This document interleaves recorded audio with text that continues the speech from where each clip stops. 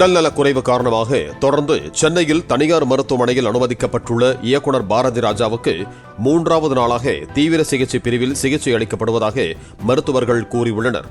தீநகரில் உள்ள பாரதி ராஜா மருத்துவமனையில் அவர் தொடர்ந்து மருத்துவ கண்காணிப்பில் உள்ளதாக மருத்துவர்கள் தெரிவித்தனர்.